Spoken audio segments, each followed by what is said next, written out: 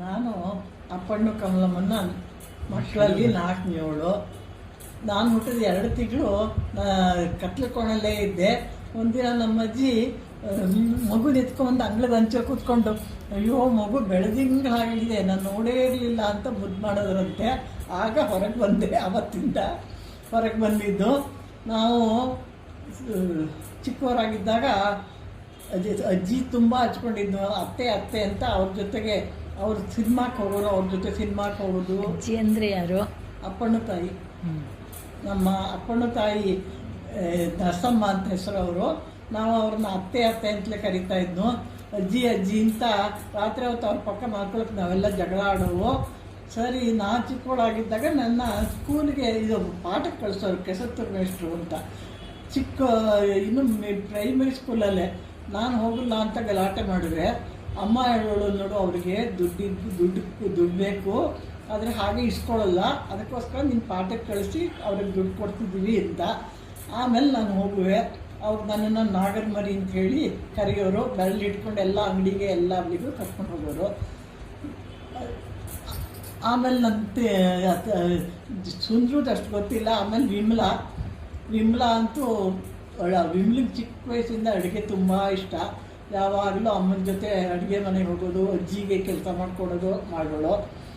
ಆಮೇಲೆ ಶಾಂತು ಅವಳು.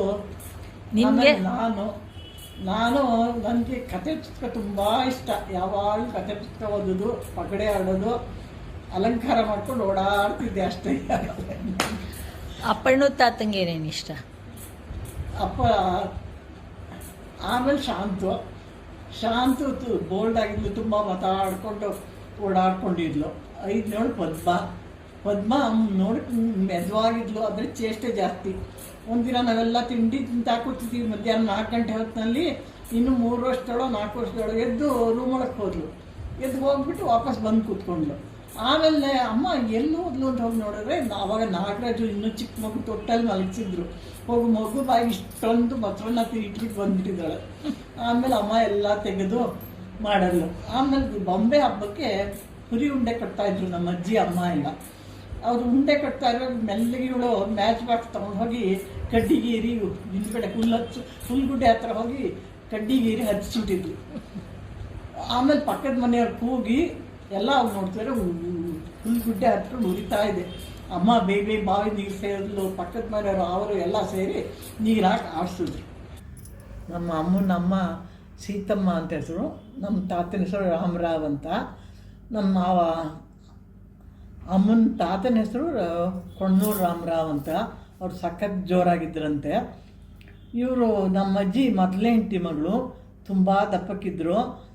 ಅವರು ನಮ್ಮ ತಾತಂಗೆ ಹುಡುಗಿ ತೋರಿಸ್ಬೇಕಾದ್ರೆ ನಮ್ಮ ಅಜ್ಜಿ ತಂಗಿ ರಾಮಕ್ಕ ಅಂತ ಅವ್ರು ತೆಳ್ಳಗಿದ್ರಂತೆ. ಅವ್ರ ಫೋಟೋ ತೋರಿಸ್ಬಿಟ್ಟು ಮದುವೆ ಗೊತ್ತು ಮಾಡಿಬಿಟ್ಟಿದ್ದಾರೆ.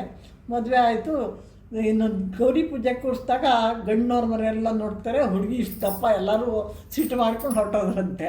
ನಮ್ಮ ತಾತ ಕಾಶಿ ಯಾತ್ರೆ ಕರ್ಕೊಂಡು ಹೋಗಿದ್ದಾರಂತೆ. ಎಲ್ಲರೂ ಸಿಟ್ಟು ಮಾಡ್ಕೊಂಡು ಹೋಗಿದ್ದಾರೆ. ತಾತನ ಒಬ್ಬರನ್ನೇ ತಾತ ಮಾತ್ರ ಜೋರು ಮಾಡಿ ಕೂರಿಸಿ ಮದುವೆ ಮಾಡಿಬಿಟ್ರು. ಸೊ ಅವ್ರ ಅತ್ತೆ ಮೇಲೆ ಅವ್ರಿಗೆಲ್ರಿಗೂ ಸ್ವಲ್ಪ ಕೋಪ ಇತ್ತು ಅಜ್ಜಿ ಮೇಲೆ.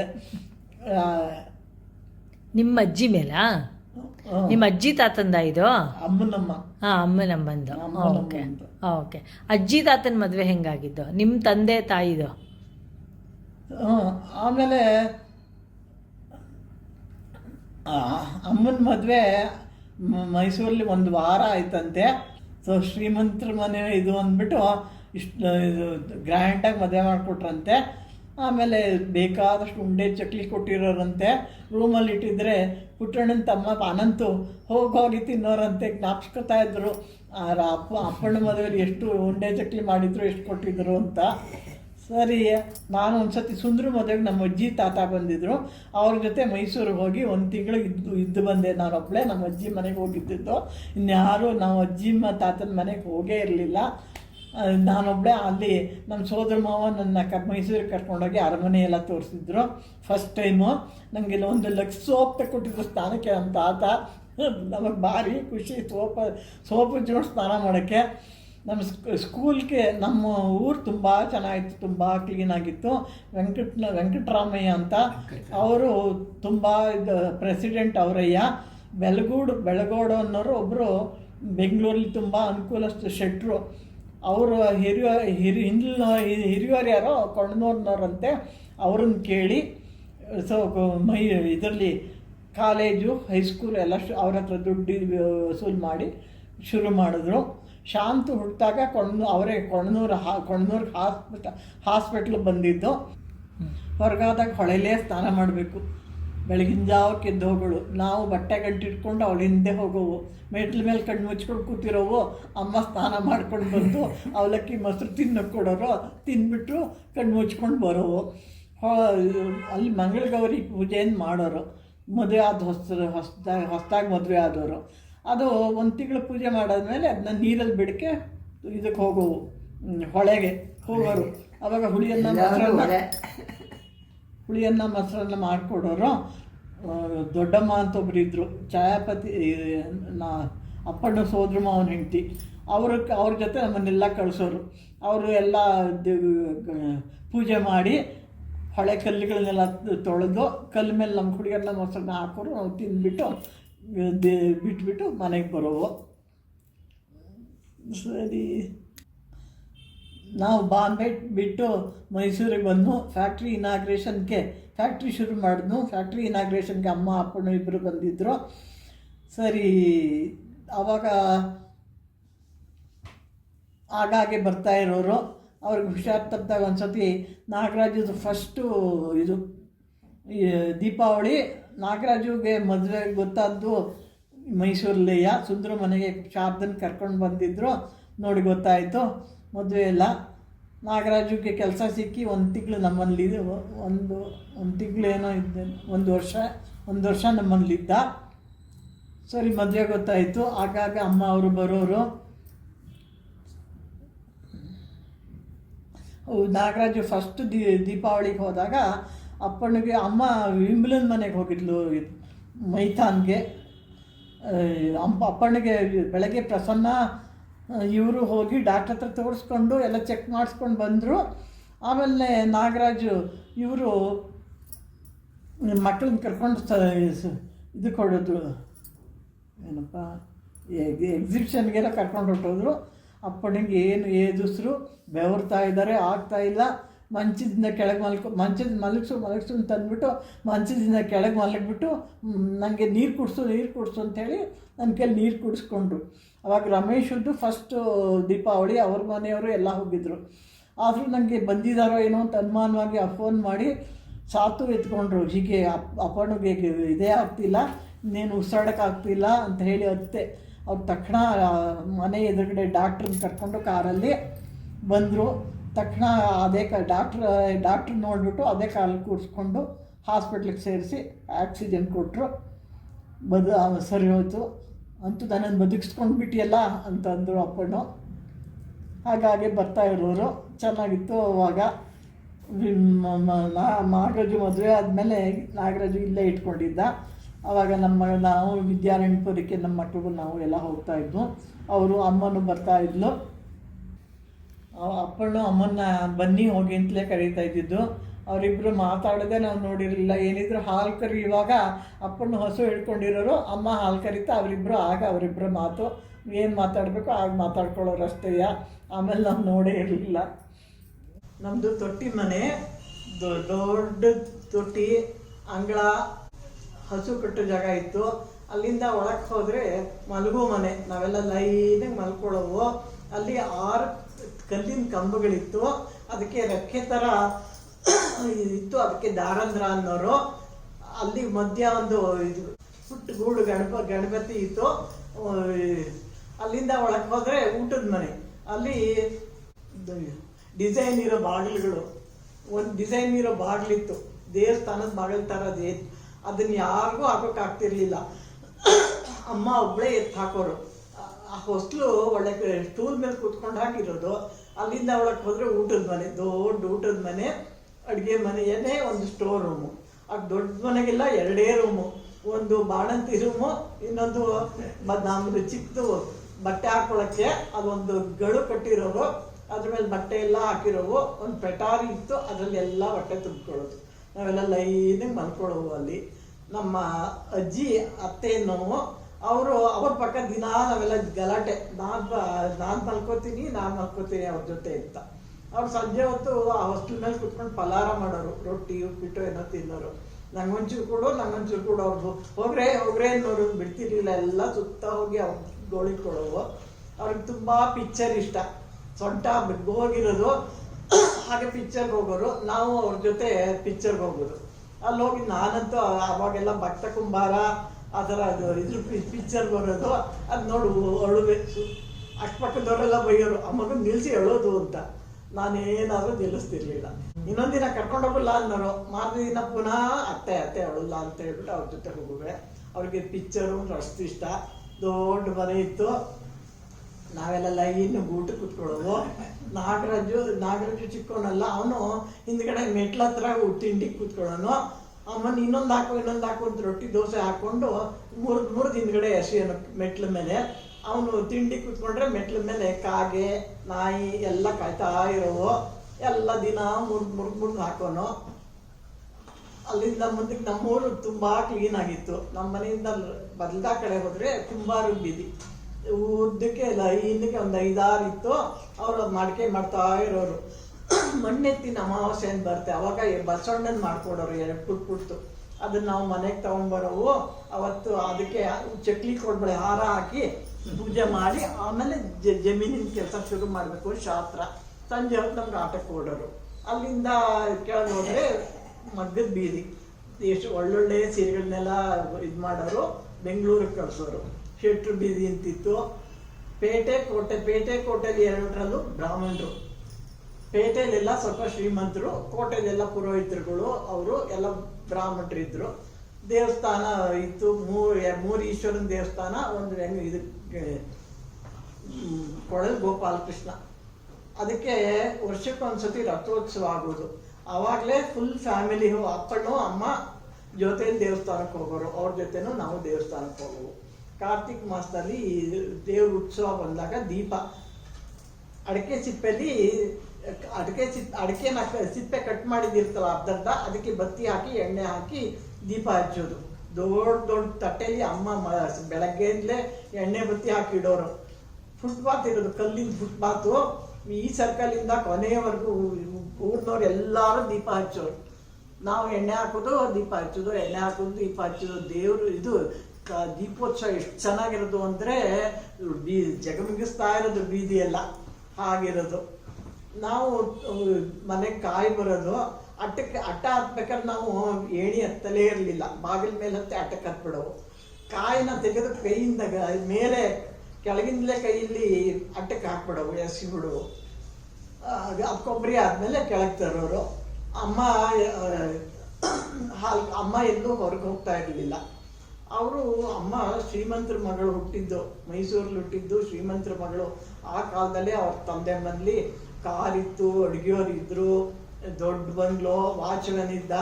ಅಮ್ಮನ್ನ ಕಾನ್ವೆಂಟ್ ಸ್ಕೂಲಿಗೆ ಕಳಿಸ್ತಾ ಇದ್ರು. ಅಲ್ಲಿ ಅವರು ಕಣ್ಣು ಟೆಸ್ಟ್ ಮಾಡಿದಾಗ ಸ್ಕೂಲಲ್ಲಿ ಕನ್ನಡ ಹಾಕೋಬೇಕು ಅಂದ್ರಂತೆ, ಬಿಡಿಸ್ಬಿಟ್ರು. ಆಮೇಲೆ ಮದುವೆ ಆದಮೇಲೆ ಇಲ್ಲಿ ಬಂದಮೇಲೆ ಹಳ್ಳಿಲಿ ಲೈಟ್ ಇಲ್ಲ, ನೀರಿಲ್ಲ, ಬಾವಿಲಿ ನೀರು ಸೇರಿಸ್ಕೊಂಡು ಎಣ್ಣೆ ದೀಪದಲ್ಲಿ ಇದ್ಕೊಂಡು ಹಾಲು ಕರ್ಕೊಂಡು ಅದೇ ಅಡ್ಜಸ್ಟ್ ಮಾಡ್ಕೊಂಡಿದ್ರು. ಅಮ್ಮ ಎಲ್ಲೂ ಹೋಗ್ತಿರ್ಲಿಲ್ಲ. ನಾವೇನಿದ್ರು ಅತ್ತೆ ಜೊತೆನೇ ಎಲ್ಲ ಹಬ್ಬಳಿನೂ ಹೋಗೋದು. ನಮಗೆ ಕೋಪ ಬಂತು ಅಂದರೆ ಹತ್ಕೊಂಡು ಹೋಗೋದು ಅಜ್ಜಿ ಹತ್ರಕ್ಕೆ. ಅಮ್ಮ ಬೈದ್ಲು ಅಂತ ಹೇಳೋದು. ಅವರು ಅಮ್ಮನ ಬೈತಿರ್ಲಿಲ್ಲ, ಅವ್ರು ಒಳಗೆ ಶುರು ಮಾಡೋರು. ನಾನು ಬದುಕಿರ್ಬಾರ್ದು, ನನ್ನ ಕಣ್ಣಿದ್ರಿಗೆ ಮಕ್ಕಳನ್ನೆಲ್ಲ ಬೈತಾಳೆ ಅಂತ ಹೇಳೋರು. ಅದಕ್ಕೆ ಅವ್ರು ಇರುವವರೆಗೂ ನಮ್ಮದು ಆಡಿದ್ದೇ ಆಟ. ನಮ್ಮ ಅಮ್ಮನ ಅವ್ರ ಮಾತೇ ಕೇಳ್ತಿರ್ಲಿಲ್ಲ. ಅವ್ರು ಹೋದ್ಮೇಲೆ ಆಮೇಲೆ ಅಮ್ಮ ಹೇಳ್ದಾಗ ಕೇಳ್ತಾ ಇದ್ವು. ಆಮೇಲೆ ಊರಲ್ಲಿ ಹಬ್ಬಗಳೆಲ್ಲ ಮಾಡೋರು. ಮಾರಿ ಹಬ್ಬ ಅಂತ ಮಾಡೋರು. ಆ ಮಾರಿ ಹಬ್ಬ ಆ ದಿನ ಮನೇಲಿ ಯಾರು ಅಡುಗೆ ಮಾಡೋ ಹಾಗಿಲ್ಲ, ಎಲ್ಲರೂ ಊರು ಹೊರಗಿರ್ಬೇಕು. ಅವಾಗ ನಮ್ಮ ತೋಟದಲ್ಲೇ ಊರಿನವರೆಲ್ಲ ಸೇರೋರು. ಅಪ್ಪಣ್ಣದೊಂದು ತೋಟದಿಂದ ಒಂದು ಗದ್ದೆ ಇತ್ತು, ಅಲ್ಲಿ ಮಾರಿಯಮ್ಮನ ಕೂರ್ಸೋರು. ಅದಕ್ಕೋಸ್ಕರ ಗದ್ದೆಗೆ ಮಾರಿ ಹಾಳು ಗದ್ದೆ ಅಂತ ಹೆಸರು ಇಟ್ಬಿಟ್ಟಿದ್ರು. ಎಲ್ಲ ಅವತ್ತಿನ ದಿನ ಅಲ್ಲೇ ತೋಟದಲ್ಲೇ ಅಡುಗೆ ಮಾಡಿ ಆಮೇಲೆ ತಗೊಂಡೋಗಿ ದೇವ್ರಿಗೆ ನೈವೇದ್ಯಕ್ಕಿಟ್ಟು ಆಮೇಲೆ ಎಲ್ಲ ಊಟ ಮಾಡಿಕೊಂಡು ಸಂಜೆ ವಾಪಸ್ ಬರೋದು. ಆಗ ನಡೀತಿತ್ತು. ಒಂದ್ಸತಿ ಮಳೆನೇ ಬರಲಿಲ್ಲ ಊರಲ್ಲಿ, ತುಂಬ ಇದಾಗಿತ್ತು. ಸೊ ಹೊಳೆ ಹತ್ರ ಈಶ್ವರನ ದೇವಸ್ಥಾನಕ್ಕೆ ಸೋಮಸೂತ್ರ ಅಂತ ಮಾಡಿದ್ರು. ದೇವರಿಗೆ ನೀರು ಅಭಿಷೇಕ ಮಾಡಿಕೊಂಡು ಆಮೇಲಿಂದ ಮೇಲ್ ತನಕ ಕೆಮ್ಮಣ್ಣಿನಲ್ಲಿ ಕಟ್ಟೆ ಕಟ್ಬಿಟ್ಟು ಬಾವಿಯಿಂದ ಇದು ಹೊಳೆಯಿಂದ ಮೆಟ್ಲತ್ತಿ ಹುಡುಗರೆಲ್ಲ ಬಿಂದಿಗೆ ನೀರು ತರೋರು.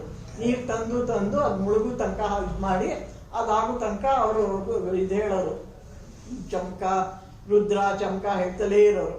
ಫುಲ್ ಕವರ್ ಮಾಡಿ ದೇವಸ್ಥಾನ ಕವರ್ ಇದು ಫುಲ್ ಜೇಡಿ ಮಣ್ಣಲ್ಲಿ ಮುಚ್ಚಿದ್ರು, ಮಂಗಳಾರತಿ ಮಾಡಿ ಮುಚ್ಚಿದ್ರು. ಆಮೇಲೆ ಅಲ್ಲೇ ಅಡುಗೆ ಮಾಡಿದ್ರು. ಎಲ್ಲ ಊಟಕ್ಕೆ ಕೂತ್ಕೊಂಡ್ರೆ ಏನು ಭಾರಿ ಮಳೆ, 1 ಗಂಟೆ ಬಿಡದೇ ಸುರಿತು. ಆವಾಗ ಅನ್ನಿಸ್ತು ಮಂತ್ರಕ್ಕೆ ಎಂಥ ಶಕ್ತಿ ಇದೆ. ಅಷ್ಟು ದಿನದಿಂದ ಮಳೆ ಬರದೇ ಇದ್ದುದು ಅವತ್ತು ಮಳೆ ಬಂತು, ಹಾಗಾಯಿತು, ಚೆನ್ನಾಗಿತ್ತು. ಆಮೇಲೆ ಅಪ್ಪಣ್ಣ ವಿಚಾರ, ಅಪ್ಪಣ್ಣಿಗೆ ನಿಶ್ಚಯ ಹಾಕೊಳ್ಳೋ ಅಭ್ಯಾಸ ಇರಲಿಲ್ವಂತೆ. ಕೆಸತ್ತೂರು ಮೇಷ್ಟ್ರನ್ನವರು ಅವ್ರು ರಿಟೈರ್ಡ್ ಆದ್ಮೇಲೆ ಇದು ಸ್ಕೂಲ್ ಮೇಸ್ಟ್ರ್ ಆಗಿದ್ರು. ಬಂದು ಅಣ್ಣವ್ರಿಗೆ ಬಂದರು. ಅವರು ಜಗಲಿ ಮೇಲೆ ದಿನ ಬಂದು ಕೂತ್ಕೊಳ್ಳೋರಲ್ಲ.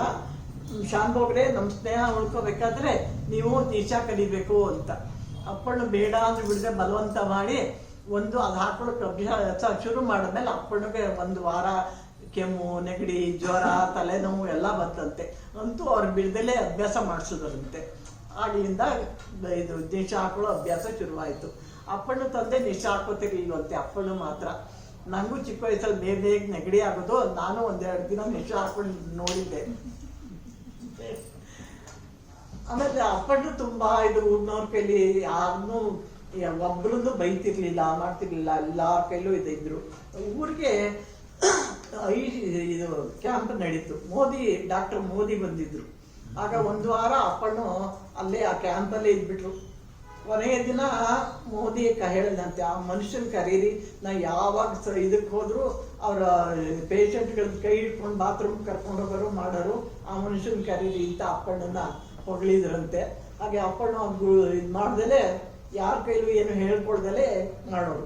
ಒಂದ್ಸತಿ ಅವರ ಹಳ್ಳಿಲಿ ಗುಡಿಸಲುಗಳಿಗೆಲ್ಲ ಬೆಂಕಿ ಹತ್ಕೊಂಡ್ಬಿಟ್ಟಂತೆ. ಆವಾಗ ಅಪ್ಪಣ್ಣು ಹತ್ಕೊಂತು, ನಾವು ನೋಡಿದ್ದೆ, ನಾನು ಇದು ಮಾಡಿದ್ದೆ. ಆಗ ಅಪ್ಪಣ್ಣು ಎಲ್ಲ ಮನೆ ಹೋಗಿ ದುಡ್ಡೆತ್ತಿ ಮಾಡಿ ಹಳ್ಳಿಯವ್ರಿಗೆ ಬಟ್ಟೆ ಬರೆ ಇದು ಎಲ್ಲ ಕೊಟ್ಟು ಎಲ್ಲ ಮಾಡಿದ್ರು.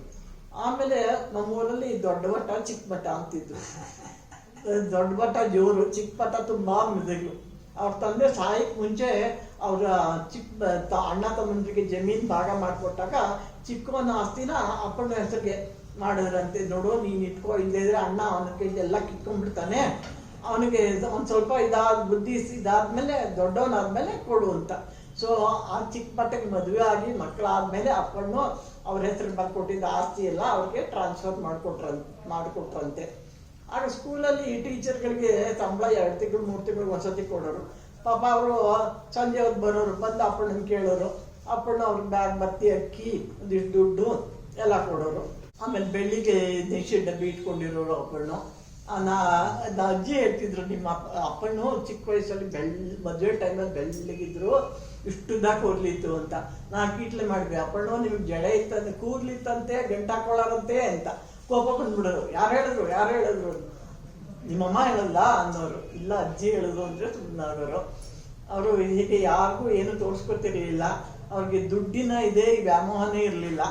2 ಬಟ್ಟೆ ಹಾಕೊಂಡಿರು, 2 ಬಟ್ಟೆ, 2 ಪಂಚೆ, 2 ಶರ್ಟು, ಅಷ್ಟು 2 ಬನಿಯನು ಅಷ್ಟೇ. ಇನ್ನೇನು ಬಟ್ಟೆನೂ ಜಾಸ್ತಿ ಹಾಕೋತಿರ್ಲಿಲ್ಲ.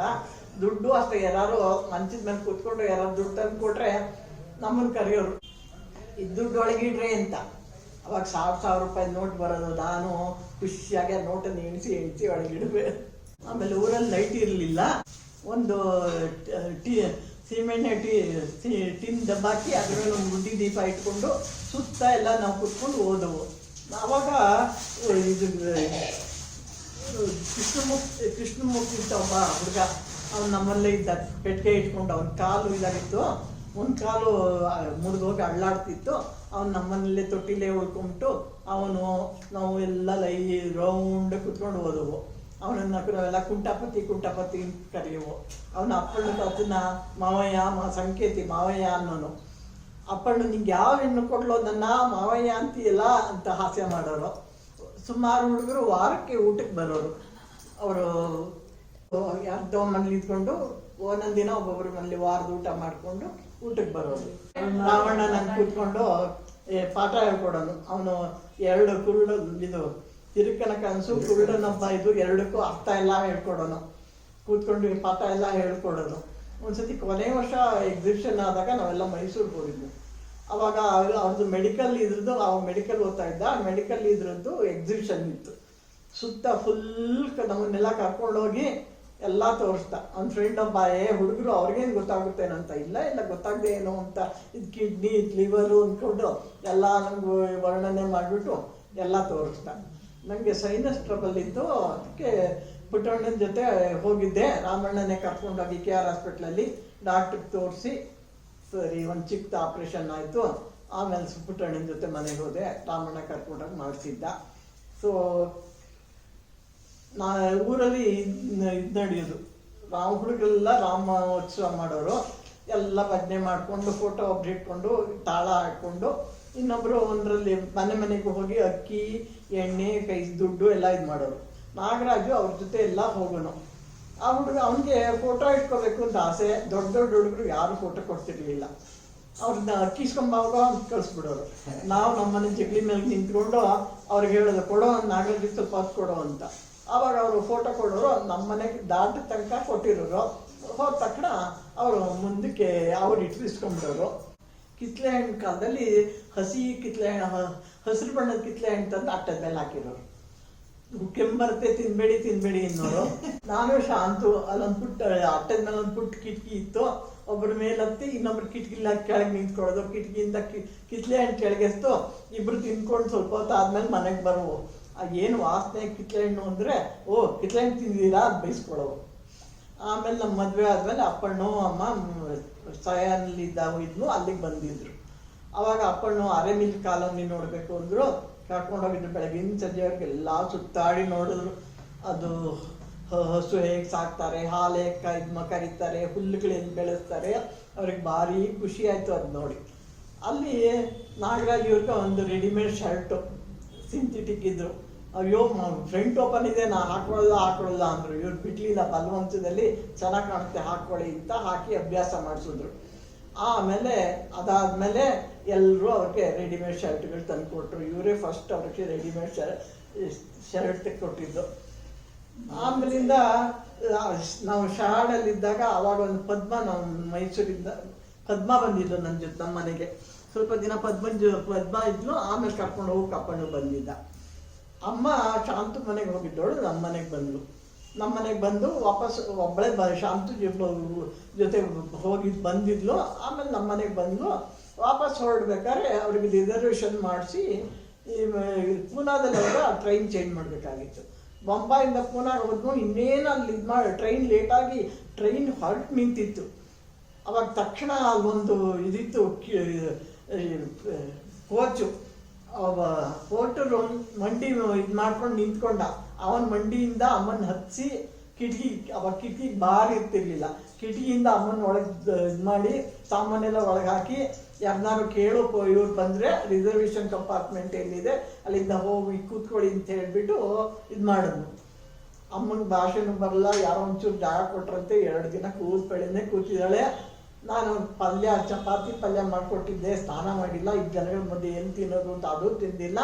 ಉಪವಾಸ ಹಾಗೆ ಇದ್ದು ವೀಣಾ ಈಗಲೂ ನಾಪ್ಸ್ಕೊತಿರ್ತಾಳೆ ಅಜ್ಜಿನ ಹೆಂಗೆ ಅವನ ಮಂಡಿ ಮೇಲೆ ಹಚ್ಚಿ ಕಿಟಕಿಯಿಂದ ಹಚ್ಚನ್ನು ಅನ್ನೋದು ಅವಳಿಗೆ ಇನ್ನೂ ಚೆನ್ನಾಗಿ ಕಣ್ಣಲ್ಲಿ ಕಟ್ಟಾಗಿದೆ. ಆಮೇಲೆ ನಮ್ಮ ಅಜ್ಜಿ ಇದ್ದಾಗ ಅವರು ನಾಗರಾಜುನ ಅವರು ಒಬ್ರು ಸಂಕೇತಿಗಳು ಸಾವಿತ್ರಮ್ಮ ಅಂತ ಒಬ್ರು ಸಂಕೇತಿ ಇದ್ರು. ಎಲ್ಲ ಹೆಂಗಸರೆಲ್ಲ ಅವ್ರ ಮನೆ ಸೇರ್ಕೊಡೋರು. ಅವರು ಭಾರತರತ್ನ ಮಾಡೋರು. ಸೊ ಇವರು ನಾಗರಾಜನ ಅವ್ರ ಸೊಂಟ ಬಂದು ಹೋಗಿತ್ತು. ನಾಗರಾಜ್ ಇಷ್ಟು ಚಿಕ್ಕವನು. ಅವ್ರನ್ನ ತೋರ್ಸಕ್ಕೆ ಕೈ ಹಿಡ್ಕೊಂಡು ಕರ್ಕೊಂಡೋಗಿ ಕೂರಿಸ್ಕೊಡೋರು. ಸ್ವಲ್ಪ ಹೊತ್ತಾದ್ಮೇಲೆ ಅಮ್ಮ ಹೇಳೋರು, ನೋಡೇ ಏನು ಮಾಡ್ತಿದ್ದೆ ಅವ್ರು ನೋಡ್ಕೊಂಬ ಅಂತ. ನೋಡಿದ್ರೆ ನಾಗರಾಜು ಸುಮ್ಮನೆ ಕೂತಿರೋನು. ನಾನು ಹೋಗಿ ಹೋದ ತಕಡೆ ಎದ್ದು ಬರೋನು, ಕೈ ಹಿಡ್ಕೊಂಡು ಕರ್ಕೊಂಬರುವೆ. ಆಮೇಲೆ ವಿಮ್ಲನ್ ನಮ್ಮ ಮದುವೆ 5 ದಿನ ನಡೀತು. 2 ಬಸ್ ಜನ ಬಂದಿದ್ರು. ಜನ. ಸೊ ಊಟಕ್ಕೆ ಎಲೆ ಹಾಕೋಕ್ಕೆ ತೊಟ್ಟಿ, ಹಸು ಕೊಟ್ಟು ಜಾಗ, ಕೊಟ್ಟಿಗೆ, ಅಂಗಳದಲ್ಲಿ 3 ಲೈನು, ಕೊಟ್ಟಿಗೆಯಲ್ಲಿ 3 ಲೈನು, ಇದರಲ್ಲಿ ನೀನು ನಾಗರಾಜಮ್ಮನ ಮನೇಲಿ ಗಣ್ಣೂರು ಅಂತ ತಿಳಿಸಿದ್ದು. ಊರಿನಲ್ಲಿ ಎಲ್ಲಾರ ಮನೇಲೂ ಎಲ್ಲ ಜನ ಉಳ್ಕೊಂಡಿದ್ರು. ಸುಂದ್ರು, ಬಾಣಂತಿ, ವಿಮ್ಲಾ, ಬಸರಿ ಓಡಾಡೋರೇ ಇಲ್ಲ. ಶಾಂತು ಒಬ್ಳೆ ಎಲ್ಲಾರ ಮನೆಗೂ ಹೋಗಿ ಬೆಳಗ್ಗೆ ಎದ್ದು ಕಾಫಿ ತೊಗೊಂಡೋಗಿ ಎಲ್ಲಾರ ಮನೆಗೂ ಕೊಟ್ಟು ಬರೋದು. 5 ದಿನ ಮದುವೆ ನಡೀತು. ಶಾಂತು ಒಬ್ಬನೇ ಓಡಾಡ್ತಿದ್ಲು. ಅವತ್ತು ದಾರೆ ದಿನ ವಿಮ್ಲಾ ಎಲ್ಲಾರ್ಗೂ ಕಾಯಿ ಲಡ್ಕಿ ಕೊಟ್ಟು ಮಾಡಿದ್ಲು. ರಾತ್ರಿ ಹೊತ್ಕಡೆಗೆ ಹೊಟ್ಟೆ ನೋವು, ಸೊಂಟ ನೋವು ಶುರು ಆಯಿತು. ತಕ್ಷಣ ಡಾಕ್ಟರ್ ಹತ್ರ ಕರ್ಕೊಂಡು ಹೋಗಿ ತೋರಿಸ್ಕೊಂಡು ಕರ್ಕೊಂಡ್ಬಂದರು. ಈ ಊರಿನವರೆಲ್ಲ ಹೇಳ್ತಾ ಇರ್ತಾರೆ, ನಿಮ್ಮ ಮದುವೆಲಿ ನಾವು 5 ದಿನ ಒಲೆ ಹತ್ತಲೇ ಇಲ್ಲ ಅಂತ. ಊರಿನವರೆಲ್ಲ ತುಂಬ ಹೆಲ್ಪ್ ಮಾಡೋರು. ಎಲ್ಲರೂ ಮದುವೆ ಮನೇಲಿ ಬಡ್ಸೋಕೆ ಅಡುಗೆಯವ್ರ ಜೊತೆ ಬಡ್ಸೋಕೆ ಬರೋದು, ಎಲೆ ತೆಗಿಗೆ ಬರೋದು, ಎಲ್ಲ ಮಾಡೋರು. ಆಮೇಲೆ ಹಿಂದ್ಗಡೆ ಹಿತ್ತಲಲ್ಲಿ ಅಪ್ಪನು ವರ್ಷಕ್ಕೆ ಒಂದೊಂದು ಹೊಸ ಹೊಸ ಇದು ಹಾಕೋನು ತರಕಾರಿಗಳು. ಅವರೆಕಾಯಿ ವೀಣನ ಬಾಣಂತಿಲಿ ಇವರು ಬಾಂಬೆಯಿಂದ ಬಂದಿದ್ದಾರೆ. ಹಿಂದ್ಗಡೆ ಫುಲ್ ಅವರೆಕಾಯಿ. ಇವ್ರಿಗೆ ಅವರೆಕಾಯಿ ಕಂಡ್ರೆ ತುಂಬ ಇಷ್ಟ. ಇವರೇ ಬುಟ್ಟಿ ತಗೊಂಡೋಗಿ ಎಲ್ಲ ಅವರೆಕಾಯಿನೆಲ್ಲ ಕಿತ್ಕೊಂಡು ಬಂದು 3 ದಿನ ಅಮ್ಮನ ಕೈಲಿ ಅವರೆಕಾಯಿ ಅಡುಗೆ ಮಾಡಿಸ್ಕೊಂಡು ತಿಂದಿದ್ರು. ಆಮೇಲೆ ಈರುಳ್ಳಿ ಬೆಳೆಸಿ ಆ ಮನೆ ಅಟ್ಟದ ತುಂಬ ಈರುಳ್ಳಿಗಳು ಹಾಗೆ ಮಾಡ್ತಿದ್ರು.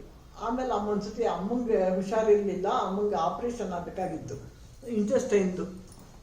ಸರಿ, ಆಪ್ರೇಷನ್ ದಿನ ಅಪ್ಪಣ್ಣ ಜೊತೆಗೆ ಊರಿನಲ್ಲಿ ದಕ್ಷಿಣಾಮೂರ್ತಿಗಳು, ನಂಜಪ್ಪನವರು, ವೆಂಕಟರಾಮಯ್ಯನವರು, ರಾಮಣ್ಣನ ಮಾವನವರು, ನಾವುಗಳು, ಸುಂದ್ರ ಮನೆಯವರು, ನಾಗರಾಜು, ಪ್ರಸನ್ನ, ಆಪ್ರೇಷನ್ ಇದ್ರ ರೂಮ್ ಹತ್ರ ಎಲ್ಲ ಸುತ್ತ ಕೂತಿರೋರು. ಅಪ್ಪನಿಗೆ ಸಪೋರ್ಟ್ ಮಾಡೋಕ್ಕೆ ಎಲ್ಲರೂ ಅಪ್ಪನಿಗೆ ಸುತ್ತ ಕೂತ್ಕೊಂಡು ಅಪ್ಪನಿಗೆ ಧೈರ್ಯ ಹೇಳ್ತಿರೋರು. ಆಮೇಲೆ ಆಪ್ರೇಷನ್ ಆಯಿತು. ಆಮೇಲೆ 1 ವಾರ ಹಾಸ್ಪಿಟ್ಲಲ್ಲಿ ಇದ್ಲು ಅಮ್ಮ. ನಾನು ಬೆಳಗ್ಗೆಯಿಂದ ಸಂಜೆ ತನಕ ಇರುವೆ, ರಾತ್ರಿ ಎಲ್ಲ ಸುಂದ್ರು ಇರೋಳು, ನೋಡ್ಕೊ ಇದು ಮಾಡಿದ್ನು. ಹಾಗೆ ಊರಿನವರು ಎಷ್ಟು ಅಪ್ಪಣ್ಣ ಮೇಲೆ ಅಭಿಮಾನ ಇಟ್ಕೊಂಡಿದ್ರು ಅಂದರೆ ಎಲ್ಲದಕ್ಕೂ ಸಪೋರ್ಟ್ ಕೊಡೋರು, ಜೊತೆಗೆ ಬರೋರು, ಮಾಡೋರು. ನಾಗರಾಜು ಮದುವೆಲಿ ನಲ್ಲಿ ನೀರು ನಿಂತೋಗಿತ್ತು. ಊರು ಸಂತರ್ಪಣೆ ಇಟ್ಕೊಂಡಿದ್ರು. ಆಮೇಲೆ ಛಾಯಾಪತಿ ಗಾಡಿ ಕಟ್ಟಿಸ್ಕೊಂಬಂದ. ನಮ್ಮ ಯಜಮಾನರು ಇವರು ಎಲ್ಲ ಗಾಡೀಲಿ ಹೋಗಿ ಹೊಳೆಯಿಂದ ನೀರು ತುಂಬಿಸ್ಕೊಂಡು ಬಂದು ದೊಡ್ಡ ದೊಡ್ಡ ಹಂಡೆಯಲ್ಲಿ ಉಪಯೋಗಿಸೋಕೆ ಕೊಟ್ಟಿದ್ರು.